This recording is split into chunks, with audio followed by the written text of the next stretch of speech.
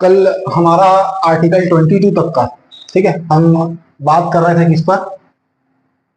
Part 3 fundamental rights पर।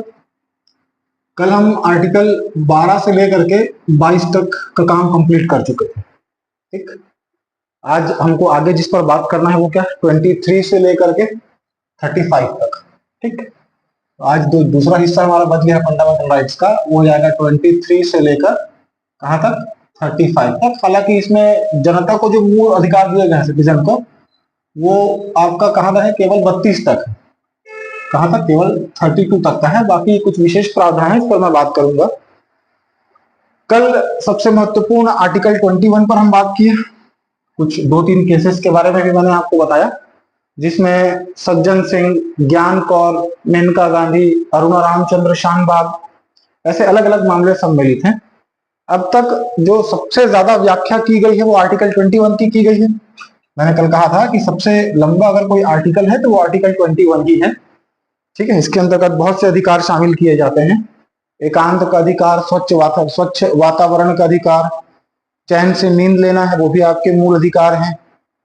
ठीक है, जो रात को डीजे वगैरह बंद कराए जाते हैं ना 10 बजे के बाद, पब्लिक में स्मोक करना जो बैन है, ये सभी आर्टिकल 21 के अंतर्गत किए गए काम है, जो सुप्रीम कोर्ट द्वारा उससे संबंधित आर्टिकल 21 से संबंधित अलग अलग समय पर अधिनियम पारित करने के लिए संसद को निर्देश दिए गए थे, जिसका संसद ने बखूबी पालन भी किया।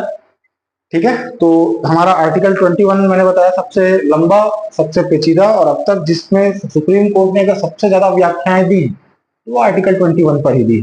ठीक है, बहुत सारे अधिकार सम्मिलित किए जाते हैं इसके अंतर्गत। आगे बढ़े तो अगला जो हमारा आर्टिकल हमको करना था वो कौन सा था? आर्टिकल 23। ठीक है, आर्टिकल 23 में भारत के संविधान में यह प्रावधान किया गया है, क्या? मानव दुर्व्यापार और क्या? बालाश्रय, इन दोनों को प्रतिबंधित किया गया है। क्या क्या प्रतिबंधित किया गया है? मानव दुर्व्यापार और बालाश्रम। मानव दुर्व्यापार, जिसको इंग्लिश में ह्यूमन ट्रैफिकिंग भी कहते हैं। क्या कहते हैं? Human trafficking.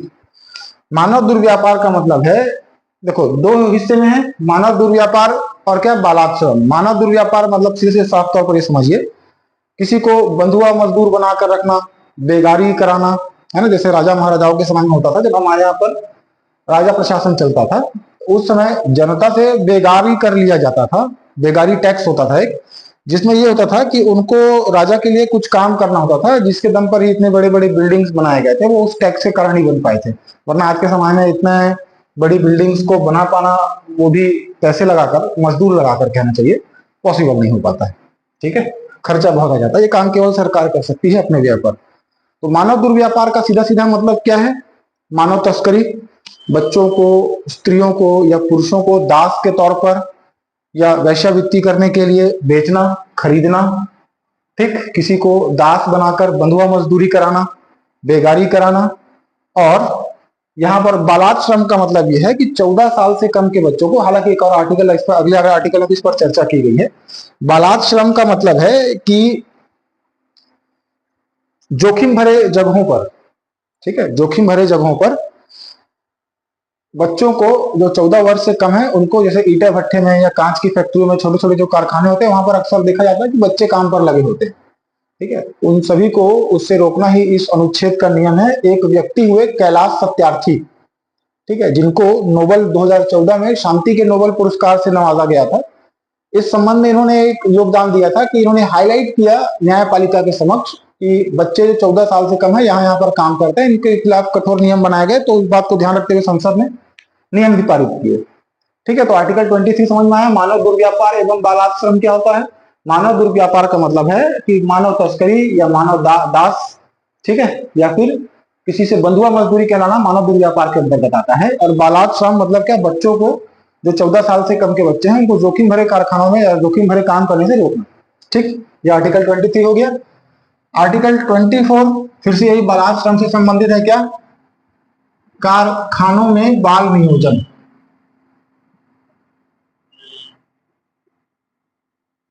यहां पर वही बात कही गई है, क्या?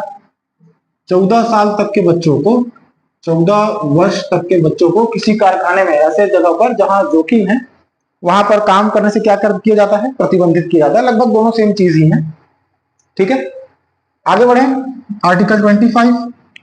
आर्टिकल 25 धार्मिक स्वतंत्रता से संबंधित है। इसके अंतर्गत जनता को यह अधिकार दिया गया है कि वे अपने धर्म का पालन करने, आचरण करने और प्रचार करने की स्वतंत्रता उनको दी जाती है। मैं फिर से रिपीट कर रहा हूं, अनुच्छेद 25 के अंतर्गत देश के नागरिकों को अपना धर्म का मानने या उसका पालन करने, आचरण करने, हालांकि दोनों सेम चीज है, और उसका क्या करने की, प्रचार करने की स्वतंत्रता क्या देती है, संविधान देती है। यहां पर ये जो प्रचार करना है, ये समझने योग्य चीज है। प्रचार करने का मतलब क्या होगा? प्रचार करने का मतलब यहां पर स्पष्ट किया गया है कि जब अपने धर्म को आप प्रचार करें तो किसी से दबावपूर्ण नहीं, जैसे गन पॉइंट पर लोग धर्म परिवर्तन करवाते थे, जैसे मिडिल एजेस में या मध्यकालीन भारत के इतिहास में हमको देखने को मिलता है कि जो मुगल पीरियड्स में जो रूलर्स हुए, मुगल पीरियड्स में चाहे सुल्तान सल्तनत पीरियड्स की बात करें, इन दोनों समय में तलवार की नोक पर क्या किया जाता था, धर्म परिवर्तन कराया जाता था। ये सिख हिस्ट्री में ज्यादा अच्छे से आपको दिखाई देता है, कई धर्म गुरु इसके बलि भी चढ़ गए, लेकिन उन्होंने अपना धर्म परिवर्तन नहीं किया। तो संविधान में इस बात को साफ साफ कहा गया है कि किसी को भी, है ना, कोई भी अपना धर्म, अगर कोई दूसरा धर्म कोई अपनी इच्छा से एक्सेप्ट करना चाहता है, हालांकि ऐसा कोई करता नहीं है, उनको किसी न किसी तरीके से लालच या प्रलोभन दिया जाता है। ठीक है, कुछ पैसे दिए जाते हैं, घर बनवा कर दिया जाता है। जैसा हम रूरल एरियाज में देखते हैं, क्रिश्चियनिटी या ईसाई धर्म के प्रसार में हम देखते हैं, जो ग्रामीण क्षेत्र या कहना चाहिए कि पिछड़े क्षेत्र के जो लोग होते हैं, इनको, है ना, कुछ पैसे देकर या काम देकर या इनके घर बनवा करके इनसे धर्म परिवर्तन कराया जाता है। हालांकि ये जबरदस्ती नहीं होता है, वो लालच में आ जाते हैं, ये अलग बात है। ठीक, तो संविधान में इस बात को स्पष्ट कहा गया है कि आप दबावपूर्ण तरीके से किसी का धर्म परिवर्तन नहीं करा सकते या अपने धर्म का प्रचार नहीं कर सकते। ठीक है, हालांकि अगर वो अपनी स्वेच्छा से आना चाहे तो वो अपने क्या करता है, अपना धर्म छोड़ करके किसी दूसरे धर्म में जा सकता है। ये पहली बात हुई। दूसरी बात यहां पर है अनुच्छेद 25 में ही कि हिंदू कौन होंगे। हिंदू के अंदर सिख, जैन और बौद्ध, इन तीनों को क्या किया गया है, हिंदू बताया गया है। ठीक है, और इसी दो हिस्से हैं इसके, एक तो ये जो प्रचार प्रसार या पालन करने के संबंध में है, और दूसरा 25 का जो दूसरा हिस्सा है वो क्या है, हिंदू शब्द को परिभाषित किया गया है कि हिंदू के अंतर्गत कौन कौन आ जाएंगे। एक तो आपके सिख, है ना, हिंदू के अंतर्गत कौन कौन आ जाएंगे, सिख, जैन और बौद्ध तीनों। और तीसरा जो सिख संप्रदाय है, उनको कृपाण, जो पगड़ी धारण करते हैं ना, वो उनको धारण करने की क्या दी गई है, अधिकार दिया गया है कि वो पब्लिक प्लेस भी अपने क्या कर सकते हैं, कृपाण धारण कर सकते हैं। इसे किसी भी तरीके से धर्म प्रचार से संबंधित नहीं किया गया है। ठीक है, तो ये हो गया क्या, आर्टिकल 25 का हिस्सा। आर्टिकल 26 में, आर्टिकल 26 के अंतर्गत धार्मिक प्रबंधन, ठीक है, धार्मिक प्रबंधन की स्वतंत्रता दी गई है। जैसे अलग अलग धार्मिक आयोजन किए जाते हैं, है ना, जैसे हम नवरात्रि में दुर्गा स्थापित करते हैं, गणेश उत्सव में गणेश स्थापित करते हैं, है ना, जो नमाज वगैरह पढ़ने की जो चीज जो चलता है, रैली वगैरह निकालते हैं, ये सभी अधिकार हमको दिए जाते हैं अनुच्छेद 26 के अंतर्गत, जो इस बात की घोषणा करता है कि नागरिकों को, ठीक है, धार्मिक कार्यों के प्रबंधन की सुविधा दी गई है या अधिकार प्राप्त है। लेकिन यहाँ पर एक और स्पष्टीकरण है कि लोक व्यवस्था, है ना, लोक व्यवस्था, सदाचार और स्वास्थ्य को ध्यान में रखते हुए ये कार्य आपको कर रहे हैं। जैसे हम दिवाली में बहुत पटाखे जलाते हैं ना, तो कई कई स्टेट्स में इसको बैन किया जाता है कि आपको इतने पटाखे नहीं जलाने हैं, तो वो स्वास्थ्य को ध्यान में रखते हुए वाली बात हो जाती है ना। क्या है, आर्टिकल 26 में यह है कि आपको धार्मिक आयोजनों के प्रबंधन करने का आपको अधिकार दिया गया है, लेकिन उसमें सीमाएं ये हैं कि आपको लोक व्यवस्था, मतलब आप ऐसे नहीं कि किसी भी रोड पे आपने दुर्गा पंडाल लगा दिया या गणेश पंडाल लगा दिया और पूरा का पूरा रोड कवर कर दिया, ऐसा नहीं कर सकते हैं। रोड का कुछ हिस्सा आपको छोड़ना पड़ेगा ताकि लोक व्यवस्था बाधित ना हो। ठीक है, ये आर्टिकल 26 हो गए। आर्टिकल 27 में आते हैं। आर्टिकल 27 कराधान से संबंधित है। कराधान का मतलब समझिए टैक्स। ठीक है, आपको टैक्स से रियायत दी जाती है। जब कोई व्यक्ति किसी विशेष धर्म के उत्थान के लिए या किसी विशेष धर्म के पोषण के लिए अपने आय का कुछ हिस्सा दान करता है, जैसे मंदिरों में, मस्जिदों में या चर्च में कोई अपना पैसा दान करते हैं, तो उस दान किए गए हिस्से पर क्या होगा, सरकार हमसे टैक्स मिलेगा, मतलब क्या किसी विशेष धर्म के पोषण हेतु अगर कोई धन की राशि दान की जाती है तो उस पर क्या नहीं किया जाएगा, टैक्स इंपोज नहीं किया जाएगा, ये कहा गया आर्टिकल 27 में। ठीक है, आर्टिकल 28, ठीक, आर्टिकल 28 लोगों को इस बात का मतलब क्या है, देखो जैसे बहुत सारे स्कूल चलते हैं, है ना, उन स्कूलों में कुछ स्कूल ऐसे होते हैं जहां पर धार्मिक शिक्षा दी जाती है। कहने का मतलब आर्टिकल 28 में धार्मिक शिक्षा, धार्मिक शिक्षा इसके अंतर्गत कुछ कैटेगरीज हैं, ऐसे स्कूल जो राज्य द्वारा पोषित हैं और राज्य द्वारा संचालित हैं, या ऐसे निजी संस्थान जो राज्य द्वारा मान्यता प्राप्त हैं, या ऐसे क्या अर्धशासकीय, ठीक है, सेमी गवर्नमेंट कहना चाहिए इसको, सेमी गवर्नमेंट संस्थान जो राज्य द्वारा पोषित है लेकिन प्रबंधन उनका देखा जाता है निजी संस्थाओं द्वारा। ये जो 3 कैटेगरी के स्कूल्स हैं या शैक्षणिक संस्थान है, यहाँ पर क्या धार्मिक शिक्षा को स्पष्ट रूप से प्रतिबंधित किया गया है। जैसे राज्य द्वारा पोषित स्कूल हो गए कौन से, सरकारी स्कूल, वहां पर सरस्वती वंदना नहीं कराई जाती, कुछ जगहों पर कराया जाता है, लेकिन सरस्वती वंदना वास्तव में जैसे कोई उस स्कूल में मुसलमान पढ़ रहे हैं या ईसाई पढ़ रहे हैं तो वो कई बार होता है कि प्रीफर नहीं करते हैं, हालांकि ये गुडविल से किया जाता है इस चीज को। ठीक है, इस पर कोई ऐसा नहीं कि धर्म को आपको ऊपर फोर्स किया जा रहा है या आपको जबरदस्ती कराया जा रहा है, लेकिन खास करके जो राज्य द्वारा पोषित संस्थान है वहां पर किसी भी प्रकार से कोई धार्मिक शिक्षा प्रदान नहीं की जाएगी, ये किया गया है। दूसरा वही निजी या अर्धशासकीय संस्थाओं की बात करें तो निजी और अर्धशासकीय संस्थाओं में ये चाहे तो प्रावधान कर सकते हैं लेकिन किसी के ऊपर फोर्स नहीं कर सकते। कहने का मतलब कोई प्राइवेट स्कूल चाहे तो आपसे रामायण गीता के लिए किताब आपको बेच सकता है, आपको हो सकता है कि आपको खरीदना कंपलसरी कर सकता है, लेकिन ये नहीं है कि आपको वो पढ़ना ही पड़ेगा। हाँ, हालांकि मेरे यहाँ जैसे मैं क्या कह रहा हूँ, किसी भी प्राइवेट स्कूल में, जैसे एनसीईआरटी के सिलेबस में रामायण और शायद गीता सार वगैरह कुछ कुछ सब्जेक्ट्स इंक्लूडेड हैं छोटे क्लासेस में, 6th-7th तक के क्लासेस में, ठीक है, लेकिन वो क्या है, बाध्यकारी नहीं है। कहने का मतलब आप चाहें तो उसको कर सकते हैं, नहीं चाहे तो नहीं कर सकते हैं, ऐसा कुछ नहीं है ना। मतलब ये निजी और अर्धशासकीय जो संस्थाएं हैं वो इसका प्रावधान कर सकती हैं लेकिन आपके ऊपर दबाव नहीं बना सकती कि आपको ये करना पड़ेगा। और जो राज्य द्वारा पोषित संस्थाएं हैं वहां पर पूर्णतः ये क्या है, प्रतिबंधित है, ये किसी प्रकार से धार्मिक शिक्षा का प्रावधान नहीं कर सकते हैं, ये कहा गया है आर्टिकल 28 में।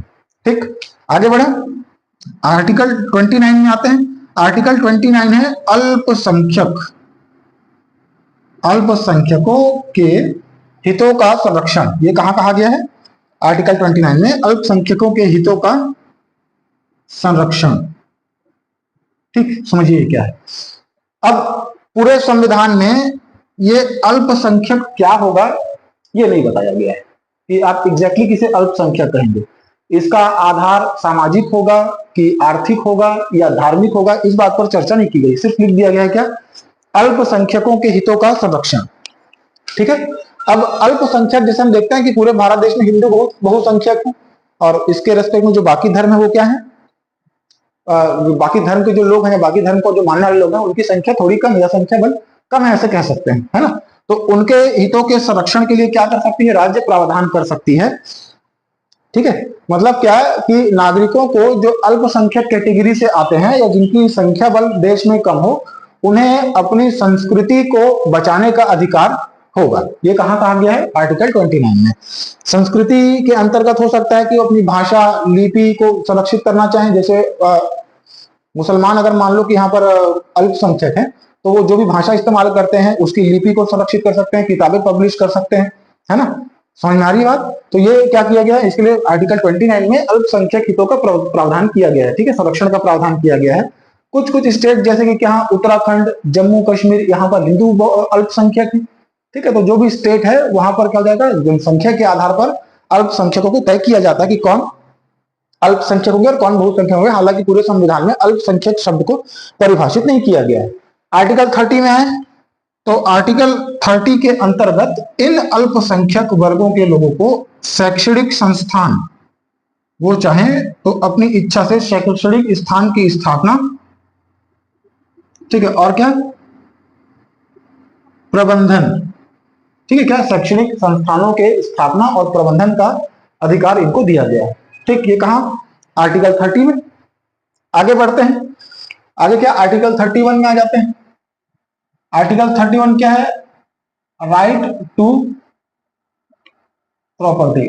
ठीक, अनिवार्य संपत्ति अर्जित करने का अधिकार कौन सा है? आर्टिकल 31। इसके और कुछ हिस्से हैं क्या? क, ख और ग। क में क्षतिपूर्ति की बात की गई है, क्षतिपूर्ति। ख में 9th शेड्यूल या 9वीं अनुसूची को रखा गया है, और ग में डीपीएसपी के संबंध में बात की है। समझिए क्या है। देखिए, सबसे पहली बात तो आर्टिकल 31 को हटा दिया गया है मूल अधिकार से, यानी कि ये फंडामेंटल राइट्स नहीं है। इसको 300 क में स्थापित करके इसे एक विधि या कानूनी अधिकार बना दिया गया है। मतलब किसी को संपत्ति, इसके लिए सबसे महत्वपूर्ण जो मामला था, बोलते हैं केशवानंद भारती से बेसिक स्ट्रक्चर पर अलग से बात करेंगे, ठीक है, उसके लिए एक अलग से वीडियो करेंगे, ठीक, क्योंकि वो थोड़ा कॉन्सेप्चुअल समझने वाली चीज है।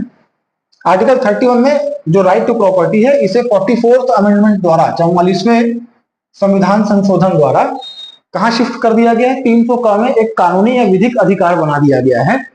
ठीक, उसके बाद इसके अंतर्गत क्या है? अगर सरकार किसी की, देखो मैं 31 का की बात कर रहा हूं जो क्षतिपूर्ति से संबंधित है। क्षतिपूर्ति का मतलब क्या होता है कि किसी, देखो इसमें क्या है, अगर सरकार मान लो, देखो नेशनल हाईवे बनाना है सरकार को, अब वहां पर किसी की जमीन आ रही है जो सरकारी नहीं है, किसी निजी स्वामित्व की भूमि है, तो सरकार चाहे तो उसका अधिग्रहण कर सकती है।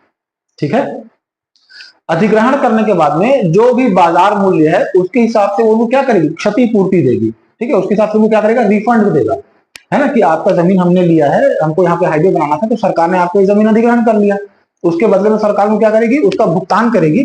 यहाँ पर एक बात ध्यान देने योग्य है कि सरकार को जो उचित लगेगा वो उसके हिसाब से भुगतान करेगी। कहने का मतलब, अगर मान लो आपकी जमीन करोड़ों की है और सरकार को लगती है कि काम 2 लाख रुपए में हो जाएगा, तो वो 2 लाख रुपए देके आपको चुप कर सकते हैं, और आप इसके संबंध में न्यायपालिका भी नहीं जा सकते, यानी कोर्ट में इसके अगेंस्ट में क्या नहीं, मुकदमा दायर नहीं कर सकते। ठीक है, तो एक क्षतिपूर्ति हो गया कि सरकार को जो उचित लगे वर्तमान भाव के हिसाब से आपको क्या करेगी? आपकी जमीन के बदले आपको भुगतान करेगी।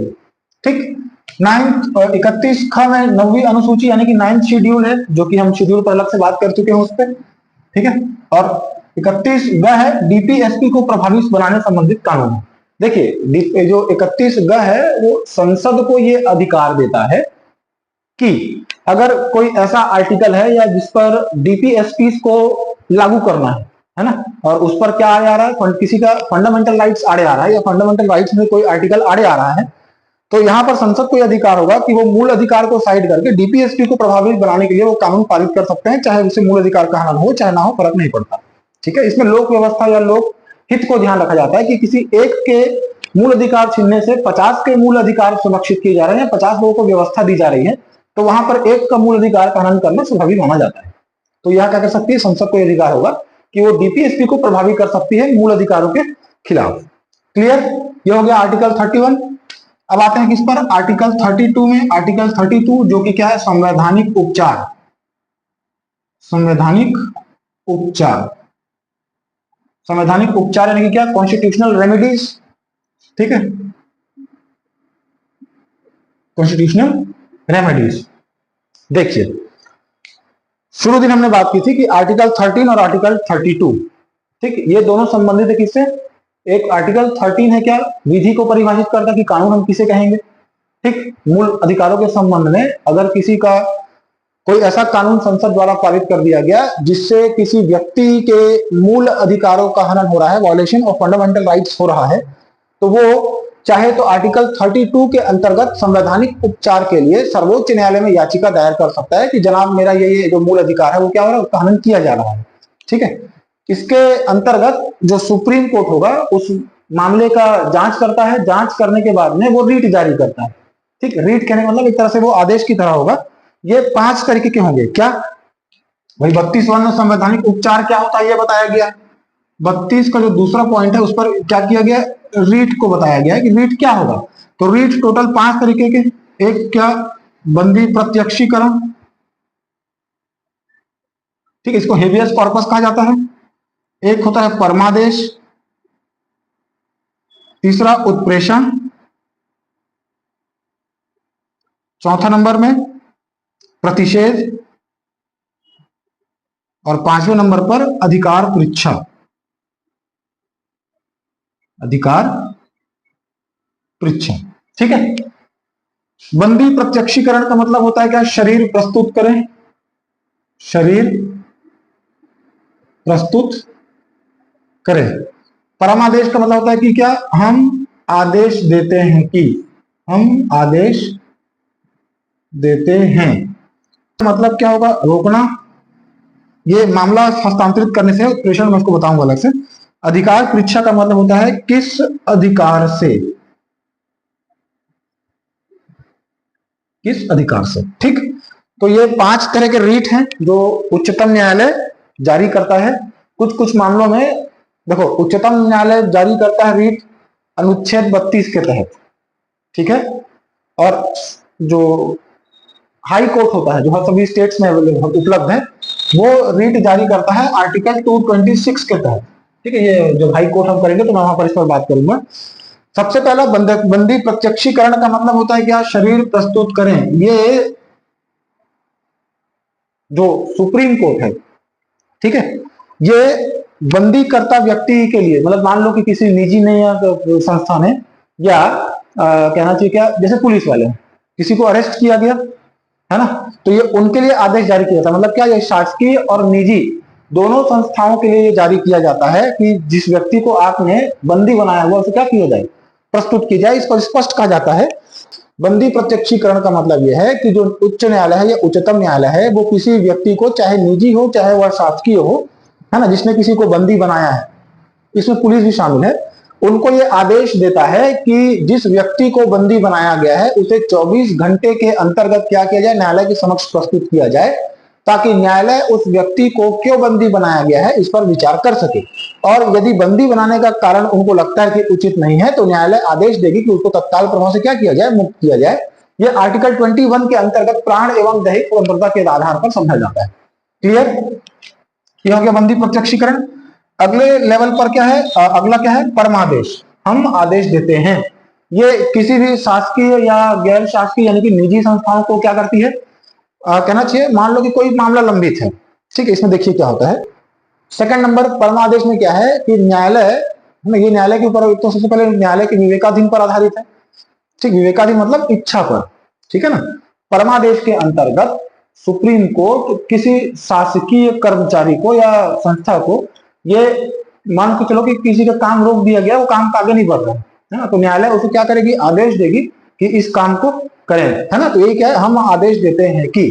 ठीक, अब तीसरे नंबर पर उत्प्रेषण। उत्प्रेषण जारी किया जाता है किसके लिए? अधीनस्थ न्यायालयों के लिए। अधीनस्थ न्यायालयों के लिए, मतलब इसमें हाई कोर्ट और डिस्ट्रिक्ट कोर्ट्स या जिला सत्र न्यायाधीश होते हैं ना, वो सब भी क्या होंगे? शामिल होंगे, चाहे वो सिविल मामलों पर लेकर के हो, है ना, या चाहे फौजदारी मामलों पर हो लेकर हो। मतलब अब या तो चाहे वो सिविल मामले हो या आपराधिक मामले हो, दोनों पर क्या हो जाएगा? ये लागू होता है। इसमें होता यह है कि जो सुप्रीम कोर्ट होता है वो किसी मामले को अधीनस्थ न्यायालय से अपने पास ट्रांसफर करा लेता है। ठीक है, समझ पा रहे हैं क्या बोल रहा हूं? मैं ये कह रहा हूं कि मान लो कोई मामला हाई कोर्ट में चल रहा है, और वो हाई कोर्ट में काफी लंबे समय से चल रहा है, और वो ऐसा मामला है, मान लो संविधान संशोधन का मामला है, ऐसा कुछ स्थिति भी उत्पन्न होती है, या मूल अधिकारों से संबंधित कोई मामला है, तो सुप्रीम कोर्ट के पास ये अधिकार होता है, ये रीट जारी करके उस मामले को जो हाई कोर्ट देख रही है, ये अपने पास क्या कर सकते हैं? अपने पास मुकदमा चलवा सकते हैं। किसके तहत? रीट क्या है? उत्प्रेषण, उसके तहत। ठीक, अगले हैं चौथा नंबर, उत्प्रेषण या रोक, सॉरी प्रतिषेध, यानी कि क्या? रोक लगाने से संबंधित है। ठीक है, प्रतिषेध का मतलब क्या है? प्रोहिबिटिशन कहा जाता है इसको। प्रतिषेध का मतलब क्या है? प्रतिषेध का मतलब यह है कि ये अपने अधीन किसी अर्ध न्यायिक या अधीनस्थ न्यायालय को अपने अधिकार से ऊपर काम करने से रोकते हैं। किसके अंतर्गत? आर्टिकल, सॉरी, ये जो रीट है तीसरा कौन सा? चौथा नंबर का, प्रतिषेध के तहत। ठीक है, उसके बाद अधिकार परीक्षा, ये किसी निजी या शासकीय व्यक्ति के लिए या संस्था के लिए जारी किया जाता है ना, कि जो अपने दायरे से आगे बढ़कर काम कर रहे हैं, तो उनको रोकने के लिए कि किस अधिकार से ये आप काम कर रहे हैं, इसके संबंध में है। ठीक है, तो ये समझ पा रहे हैं कि 5 अलग अलग तरीके के रीट हैं। ठीक, इसके बाद अगला आर्टिकल कौन सा जाएगा? आर्टिकल 33। आर्टिकल 33 क्या है? ये सैन्य बलों के संबंधित, सैन्य बल, ठीक है, सैन्य बलों से संबंधित है। संसद को आर्टिकल 33 ये अधिकार देता है कि वो चाहे तो जो सिक्योरिटी सर्विसेज है ना, जैसे सेना बल, पुलिस, ठीक, इन सबको इनके मूल अधिकारों के लिए क्या विशेष प्रावधान कर सकती है। ऐसा एक्चुअली में किया जाता, मतलब मैं समझ पा रहे हैं मैं क्या कह रहा हूं। मैं ये कह रहा हूं कि जितने सैन्य बल या पुलिस जो सिक्योरिटी से रिलेटेड है, देश की आंतरिक सुरक्षा हो चाहे बाह्य सुरक्षा हो, उनके लिए संसद चाहे तो मूल अधिकार में कटौती कर सकती है या उनके लिए विशेष प्रावधान कर सकती है। ऐसा इसलिए किया जाता है ताकि उन्हें क्या कर किया जा सके, अनुशासित बनाकर रखा जा सके। ठीक, ये हो गया आर्टिकल 33 में। आर्टिकल 34 में है, तो आर्टिकल 34 सैन्य कानून यानी कि किससे, मार्शल लॉ, मार्शल लॉ। ठीक है, मार्शल लॉ से संबंधित है। मान लो किसी राज्य में अगर सेना का कानून चल रहा है तो वहां पर संसद चाहे तो मूल अधिकारों के संबंध में क्या कर सकती है, कटौती या बढ़ोतरी कर सकती है, ये बताया गया आर्टिकल 34 में। आगे आए तो आर्टिकल 35 में, इसमें खुले तौर पर संसद को अधिकार प्राप्त है ना। संसद के अधिकारों के बताया गया है कि संसद को यह अधिकार होगा कि वो किसी भी मूल अधिकारों को लेकर के विशेष नियम या क्या कर सके, प्रावधान या उससे संबंधित कोई कानून बना सकता है। जैसे मैंने कल के क्लास में आपको बताया था कि जब बाल श्रमिक कानून है, जैसे इसमें आया क्या, ये वाला आर्टिकल 24 के अंतर्गत है ना, कि बाल श्रम रोकना है, मानव दुर्व्यापार रोकना है, या अस्पृश्यता यानी कि भेदभाव छुआछूत को रोकना है ना। तो इन सभी से अनुच्छेदों से लेकर के संसद ही तो कानून पारित करती है। तो ये सभी कानून पारित करने का अधिकार किसको दिया गया है, आर्टिकल 35 में संसद को दिया गया है। यहाँ पर ये बात ध्यान रखें कि आर्टिकल 35 के तहत मूल अधिकारों से संबंधित कानून बनाने के लिए केवल संसद को ही अधिकृत किया गया है, राज्य विधायिका के पास ये शक्ति नहीं होती है। ठीक है, तो ये हो गए हमारे क्या, मूल अधिकार कंप्लीट। अब अगला जो टॉपिक हमको चर्चा करना हो क्या होगा, डीपीएसपी यानी कि नीति निर्देशक तत्वों पर।